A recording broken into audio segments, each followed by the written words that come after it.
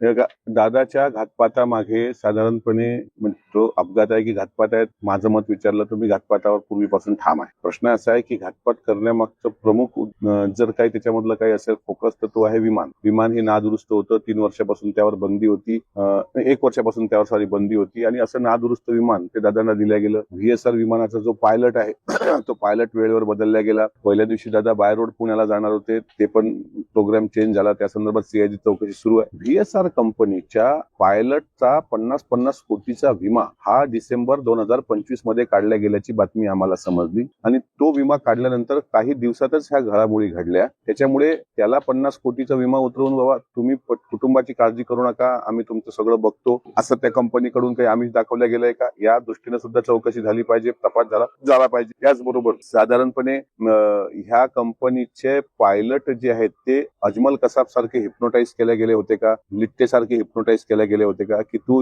हे विमान, कारण मूळ पायलट तुम्ही एक लक्षात घ्या, जो पायलट त्या VSR कंपनीने दादांना टेक ऑफ घेऊन पोहोचवण्यासाठी नेमला होता तो पायलट बदलला गेलाय ना. तो जो पायलट होता आणि कपूर नावाचा पायलट तिथं आणला गेला. बरं, कपूर जिवंत असल्याचं त्याची पत्नी सांगते आहे, त्याच्यामुळं पायलट सुद्धा हिप्नोटाईज केला जाऊ शकतो का, ह्या दृष्टीनं चौकशी झाली पाहिजे. कदाचित माझं बोलणं अनेकांना हास्यास्पद वाटेल, कदाचित अनेक लोक त्यावर वेगळं मत प्रकट करतील, पण बारकावे यातले शोधल्याच गेले पाहिजे. त्यामुळे मला ही पण शंका आहे की VSR कंपनीचा या घातपातामध्ये मोठा सहभाग असण्याची शक्यता नाकारता येत नाही. दादा, राष्ट्रवादीच्या अध्यक्षपदाबाबत म्हणजे राष्ट्रीय अध्यक्षपदाबाबत सुनेत्राताई पवारांचा प्रस्ताव आला तर विचार करू असं रुपाली सांगतात, म्हणतात नेमकं काय अर्थ समजावं? त्यांनी काय म्हटलं मला माहित नाही, पण तरी तुम्हाला सांगतो, प्रस्ताव आल्यानंतर त्याच्यावर विचार केला जाईल हा शब्द कुणीही बोलू नये. पक्षाच्या वरिष्ठ नेत्यांनी बोलू नये, पक्षाच्या आमदारांनी बोलू नये आणि आणखी कोणी बोलू नये. पक्षाच्या सर्वसामान्य कार्यकर्त्याची आणि महाराष्ट्राची ही जनभावना आहे की अजित दादा राष्ट्रीय अध्यक्ष होते, आज दादा दुर्दैवानं आपल्यामध्ये नाहीत आणि ती जागा फक्त सुनेत्रा वहिनींचीच आहे, त्याच त्या जागेच्या हकदार आणि उत्तराधिकारी आहेत. त्यामुळे प्रस्ताव आल्यानंतर विचार करू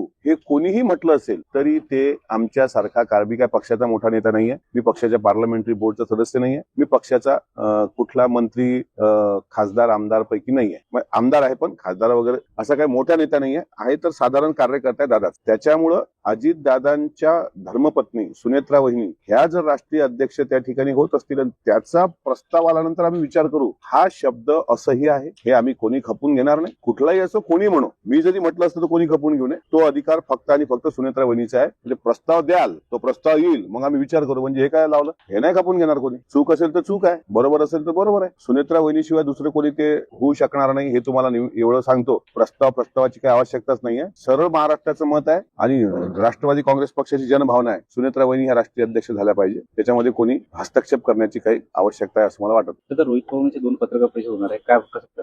काल त्यांचा पत्रकारांशी संवाद मी ऐकला, त्याच्यामध्ये त्यांनी सांगितलं 10 फेब्रुवारीला ते दादांच्या अपघाती जो मृत्यू झाला विमान अपघातामध्ये गोजूबावीचा, त्याबद्दल ते काही पुरावे दाखवणार आहेत. त्या पत्रकार परिषदेकडे महाराष्ट्रासह देशाचं लक्ष लागलेलं आहे. आम्हालाही ती पत्रकार परिषद बघायची आहे की नेमकं काय पुरावे त्यांच्याकडे आहेत. आम्ही भावनिक दृष्टिकोनातून बोलतो असं त्यांनी जरी सांगितलं असेल तरी भावनिकता प्रत्येकाच्या मनात आहे, ती रोहित पवारांच्या मनात आहे, प्रत्येक कार्यकर्त्याच्या मनात आहे, पण ते सत्य काय त्यांनी उलगडा करतील असं मला वाटतं. त्या पत्रकार परिषदेमध्ये हे कुणी कार्यक्रम बदलला, कोण दादाला भेटलं होतं, पहिल्या दिवशी दादाचा नियोजित दौरा कसा होता, दुसऱ्या दिवशी अचानक विमानात दौरा कसा झाला, त्याच्यानंतर दादांच्या सोबत कोण होतं, एकूण 6 लोक बसले होते की 5 होते, या सगळ्या गोष्टी ते बोलतील असं मला त्यांच्या एकंदरीत बोलण्यावरून कळतंय. 12 तारखेला मात्र पक्षाच्या विलिनीकरणासंदर्भात दादांनी त्यांना काय सांगितलं होतं किंवा दादांनी पवार साहेबांसोबत काय संवाद साधला होता याबाबत पण ते गौप्यस्फोट करणार आहेत. त्यामुळे पत्रकार परिषद त्यांची पाहावी लागेल. आणि तुम्हाला आणखी सांगतो, रोहित पवार हे एका वेगळ्या पक्षाचे आमदार आहेत, मी राष्ट्रवादी काँग्रेस पक्षाचा आमदार आहे, पण आज